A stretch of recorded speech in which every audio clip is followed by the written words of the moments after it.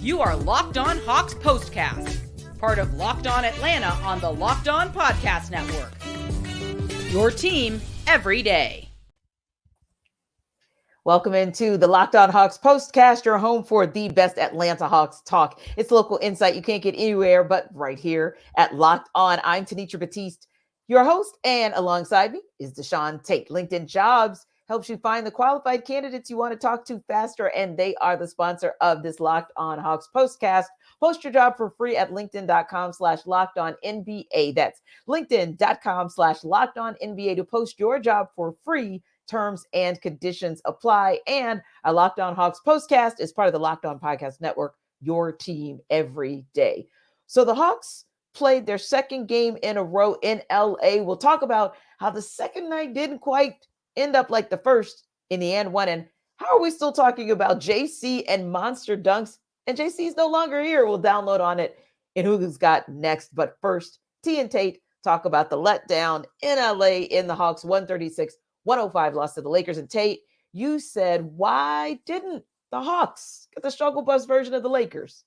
Yeah, that's the big elephant in the room question. I feel like as much conversation, Tanisha, as we have about the Los Angeles Lakers and just kind of like, barely ever being like a shell of themselves, we certainly did. I mean, like they were in rare form on tonight. I've definitely had to eat a little bit of my words, or a lot of bit of my words that were stemming from last night when, me and Jarvis in the postcast from the Clippers game and giving them a shot in this game. Next thing you know, you look up, they're down by 30.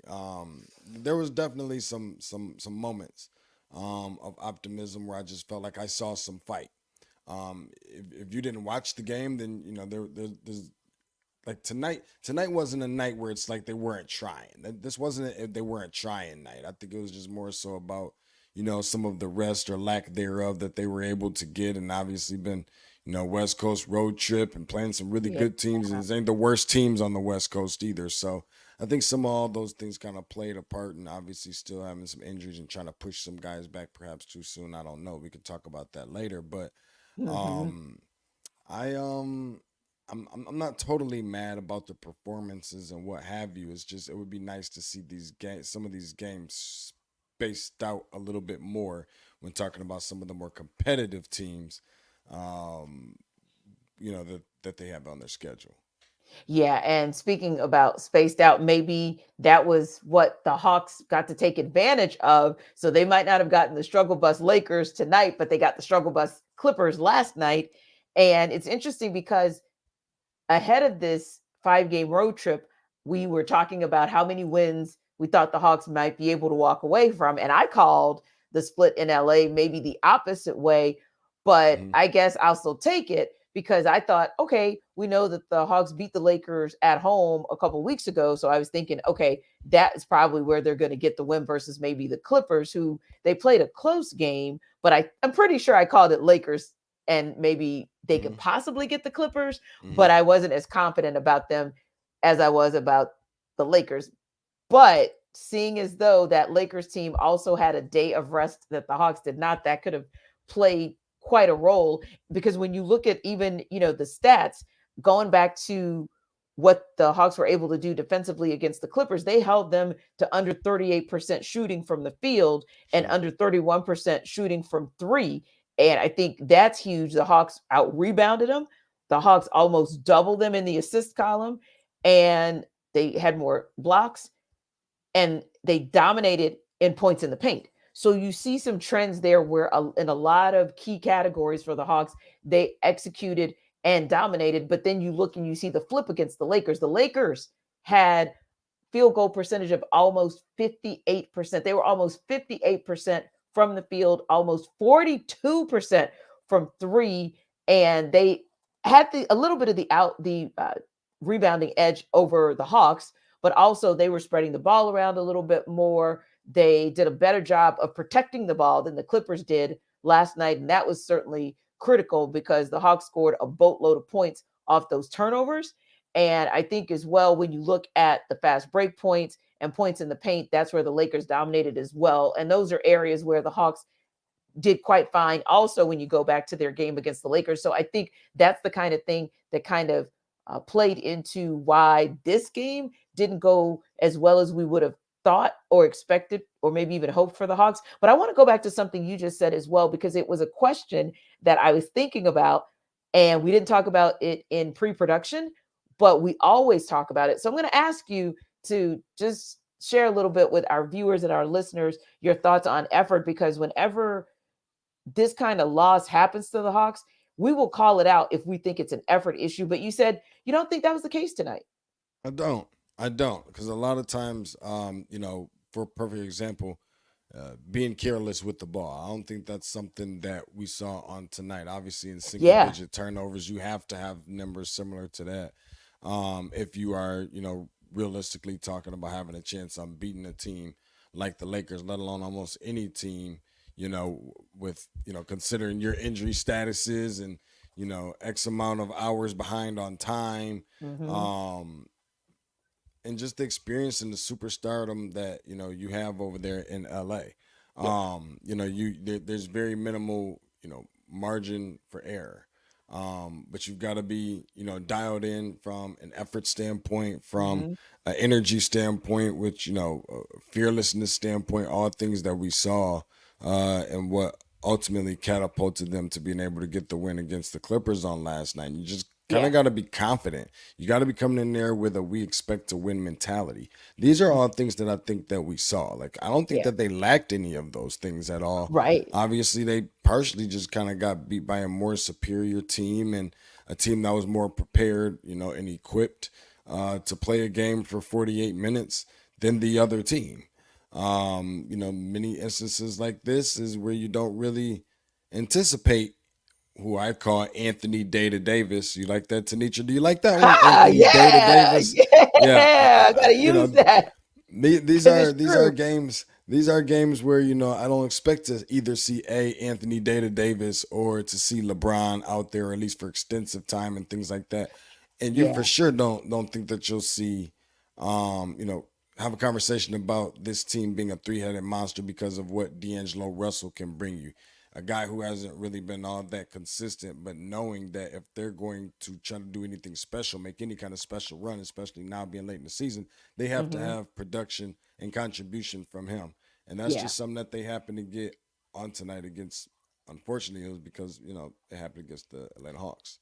Yeah. And Anthony Davis, of course, exited that cray game, Lakers Warriors, where it was a shot clock issue and they had to take 275 minutes to figure out a call and do a review. And sometimes when you have all of those things kind of coming against you, it does make a difference on the outcome of a very important game when those two teams are battling for that 9th and 10th spot respectively in the Western Conference. But when you have an Anthony Davis available to you for 31 minutes, and more importantly, when you can jump out to an early lead like they did, the Hawks started the game off with an 11-2 run, but then the Lakers came right back with a 15-2 run and just kept building on that.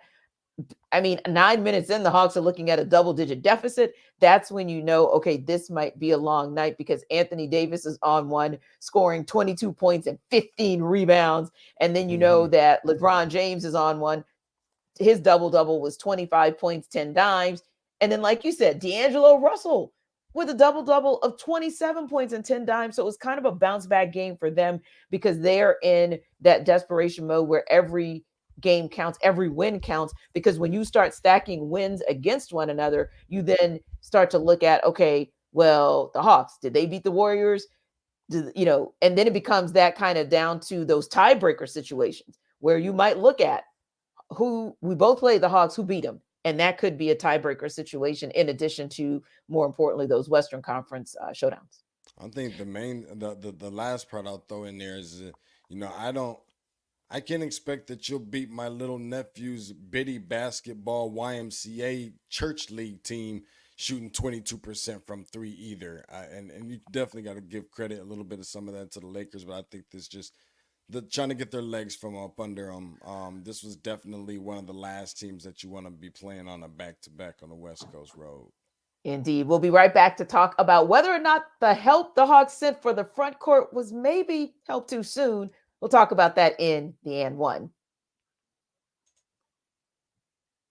And this episode of our Locked On Hawks postcast is brought to you by LinkedIn. So think about this. When you're hiring for your small business, you want to find quality professionals that are right for the role. That's why you have to check out LinkedIn Jobs. LinkedIn Jobs has the tools to help find the right professionals for your team faster and for free. It's not just another job board. They have a vast network of more than 1 billion professionals, which makes it the best place to hire. It gives you access to those professionals you can't find anywhere else. They make the process easy and intuitive, so easy, in fact, that 86% of small businesses get a qualified candidate within 24 hours. LinkedIn knows that small businesses are wearing so many hats and might not have the time or resources to hire, so they'll even help you with a feature they recently launched where you can get assistance writing job descriptions, making the process even easier and quicker. That's why 2.5 million small businesses use LinkedIn for hiring. So post your job for free at linkedin.com/lockedonnba. That's linkedin.com/lockedonnba to post your job for free. Terms and conditions apply.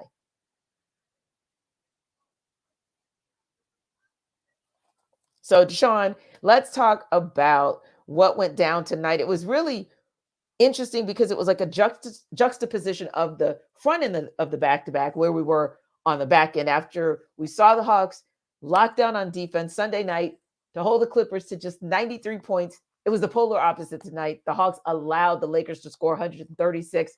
How exactly did that happen? I think it's a matter of, one team was very clearly just kind of more dialed in than the other one. I mean, it was just more in sync. Things just happened to be just kind of working out well for one versus the other. I know that sounds kind of very cliche, but it's still the facts, kind of regardless. I just felt like there was just there was a little bit more oomph. There was an energy boost. Obviously, DeJounte didn't really have a great game, and that you're just realistically you're relying on him to pretty much be a Mr. Everything for you. Because the other guys, you have to temper your expectations because they're just coming back from some injuries or they're just your second. They're it's your bench depth. It's not your starter. Exactly. And you got some guys who can play starter minutes, but have really been in position to where they've for example Bogey. Who's had to kind of, step in and stand in the gap and, kind of get back into more of a starting role and give starting contribution. And, that changes things just a little bit. I would like to see where this team could potentially land as we get a little bit closer to, hopefully fingers, toes, eyes crossed, everything, T's, everything's crossed. To the closer, that we have a chance to be able to get Trey back, just so that we can start putting people back in their respective places a little bit. But he's not the only piece because I think we have bigger fish to fry from a health standpoint as well. Yeah, and I was also thinking that the reality is anytime the Hawks go up against a big but agile front court, they have issues. And let's just face it, LeBron is a behemoth to have to go up against. Anthony Davis is a behemoth to have to go up against. And those are the types of teams, but they're still agile bigs, right? And those are the types of teams that typically, when they're that long, and in the case of maybe power forward like a Rui Hachimura, maybe, a little bit leaner, but when you're going up against those three bodies, that's typically where the Hawks struggle, especially to your earlier point. You're looking at a very lean Clint Capella in the front court, kind of a Jalen Johnson who is not 100%. We'll talk about that in a moment. Onyeka Okongwu, who's just now coming back, and DeAndre Hunter, who's a little bit of a leaner guy in the front court as well. We've seen that over and over this season. That's never been a good matchup for the Hawks. So I think that might be one of those things as well, where we know in the NBA, it's all about matchups, and it kind of reared its ugly head this go round where you found an Anthony Davis who was like close. He looked like close to full strength to me and really kind of made it difficult for the Hawks. But going back to that comment that we made about the fact that you're looking forward to when Trae Young comes back so you can kind of see a fuller, healthier starting lineup for the Hawks.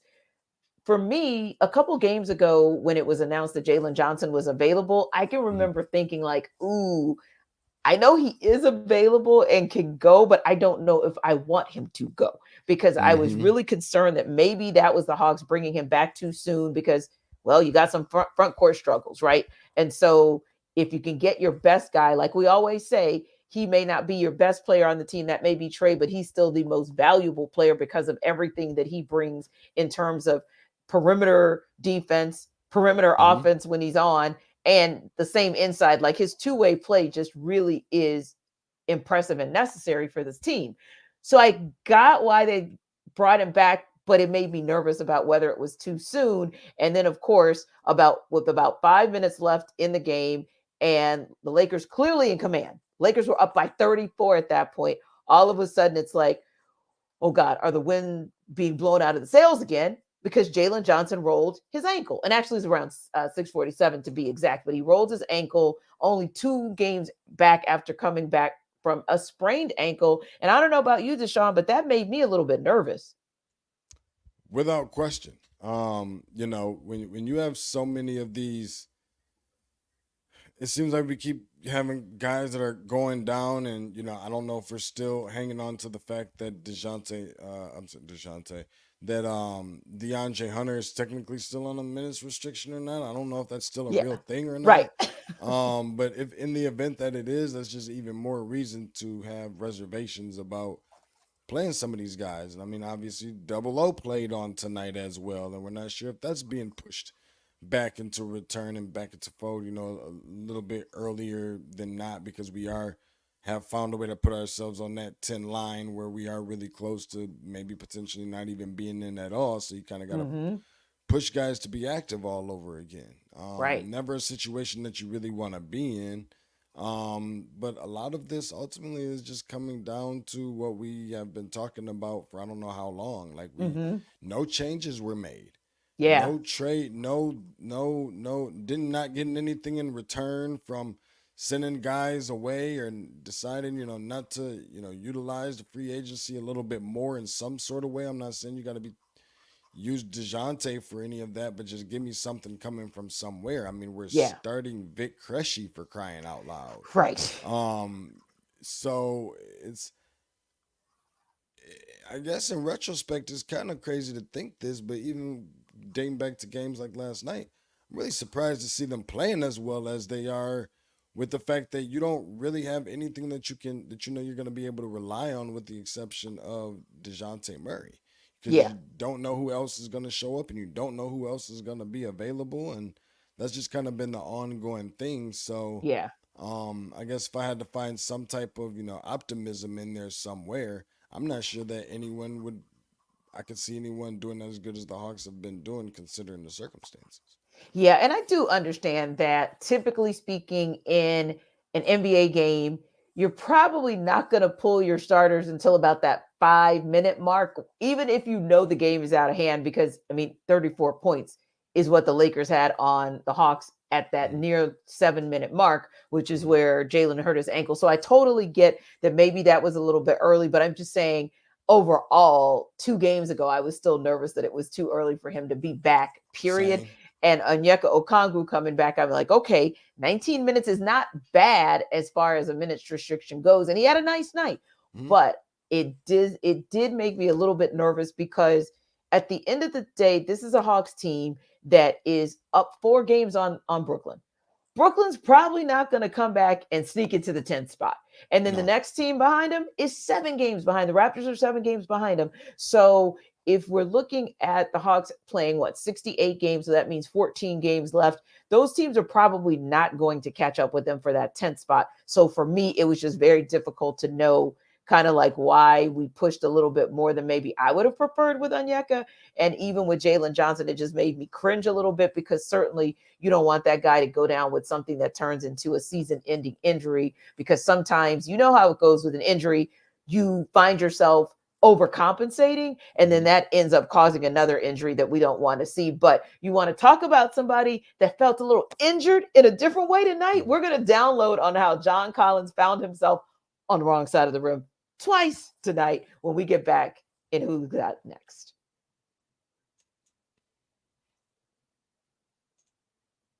This episode of our Locked On Hawks postcast is also brought to you by Stitch Fix. You know that instant confidence boost you get from an outfit that makes you look really good? That's what I get with Stitch Fix. With Stitch Fix, you get a stylist who understands your style, your size, and more importantly for me, your budget.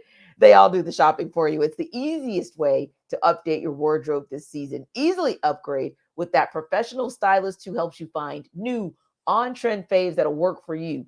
Just give them your size, your style, and your budget preferences. You can order boxes when you want. I order them when and how I want. No subscription required. And they send 5 just for me pieces plus outfit recommendations and pro styling advice. So it's like you have a style person, a stylist who has style ESP, don't quite know how they do it, but they take those elements that you give them, they take your preferences, and then they work it into an amazing set of pieces that are just for you. So style that makes you feel as good as you look. You can get started today at stitchfix.com/lockedon. That's stitchfix.com/lockedon. And if you missed it the first 2 times, I'm going to tell you once more. If you don't love something, you can send it back. Shipping, returns, and exchanges are always free at stitchfix.com/lockedon.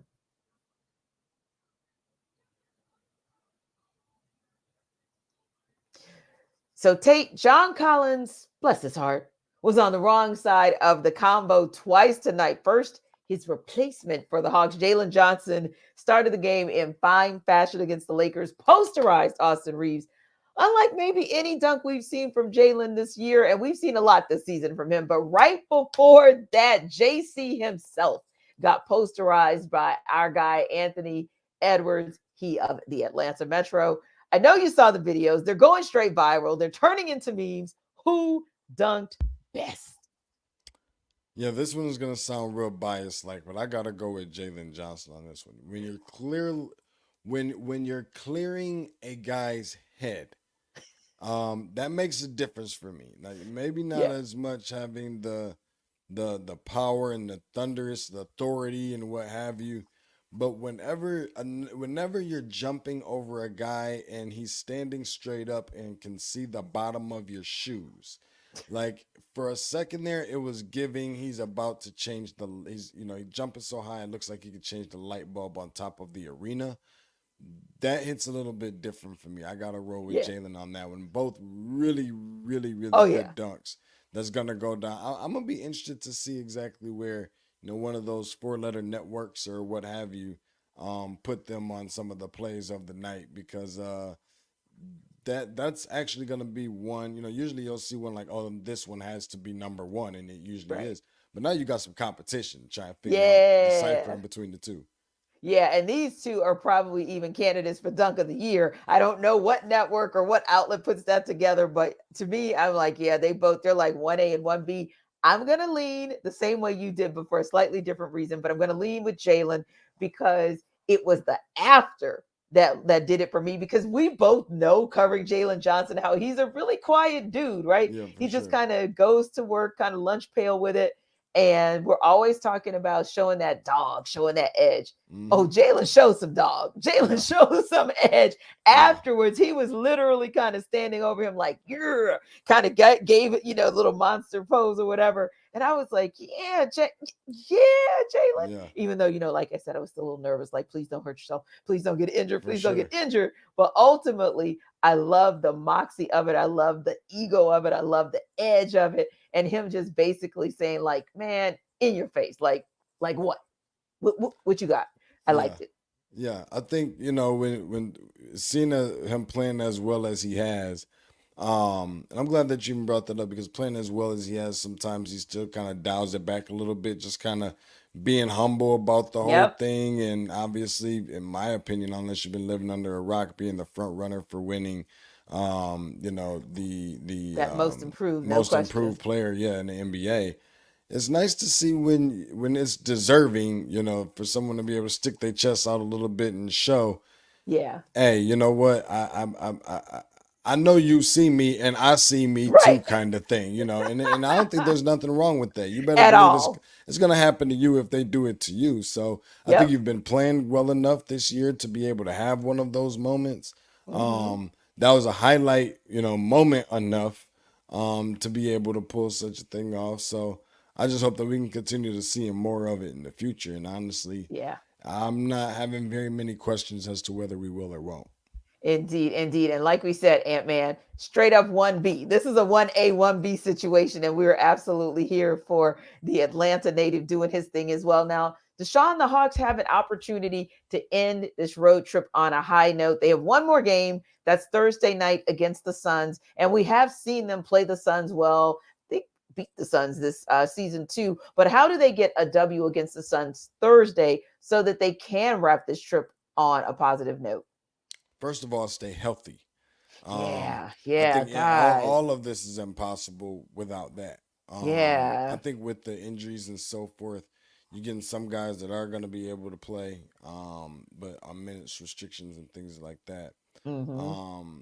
You're going to be asking a lot of guys like DeAndre. You're going to be asking a lot of the guys like both Matthews and obviously Vic Crushy. Um, You also obviously have to shoot a little bit better than 22% from three, I Yeah. think it was tonight. Yeah. But Yeah. a lot of this is coming after some rest and stuff like that. So I think Yes. ultimately, that little bit of a break of 72 hours or so does give you that opportunity to, be able to kind of hit the reset button a little bit and just kind of be Mm-hmm. able to, gather yourself together and Yeah. um, play with a little bit more energy, I guess, Mm-hmm. again. And so confidence standpoint and things like that, I'm not so much concerned about. Obviously, Phoenix is a really good team, Right. and no matter how much rest you're getting, you're gonna have a tough time with them. But they're not invincible. They can definitely be beaten. They're not the South Carolina girls Gamecocks team or nothing like that. Like you can walk away with a win against this team, but it's definitely not gonna come easy, especially on the road. You got to Right. assume that they may not be getting up for a Hawks team. You got to punch them in the mouth very early and often the same that way, at least starting Yeah. the game anyways, as the Hawks did on tonight. And I think that is doable for them because the Hawks have beaten them this season, right? So Mm-hmm. I think when Mm-hmm. you're able to get a win over them, especially a win in a game where Kevin Durant scored 35, I Mm-hmm. think the key is he can drop 35 again. Now, granted, you had Trae Young drop 32, so there's that. So you're going to have to figure out where to get that firepower from, and you're going to have to hope that maybe Bradley Beal has a subpar game again because Devin Booker also had a good game that night. Yes, But sir. again, that's going to be the biggest question. Like, can you make sure that if two of them go off, that you can at least stop the third one from going off? And you're going to have to find your own version of Mm-hmm. somebody who can bring that firepower. I love what you said about getting that rest because that's probably what DeJounte Murray needs because he had, just kind of like an average game tonight. And it's Mm-hmm. probably because the poor guy has really, really been putting this team on his back the Mm-hmm. last few games. And it does wear on you, especially if you're expected to do it 2 nights in a row. So we'll see how it goes on Thursday. We will be back with you with the late night. And of course, Locked On Sports Atlanta is the number one place to hang out after every game, no matter how late it is. Remember to like and subscribe to our YouTube channel. And for more on the Hawks, check out Locked On Hawks with our guy, Brad Rowland. We'll see you Thursday.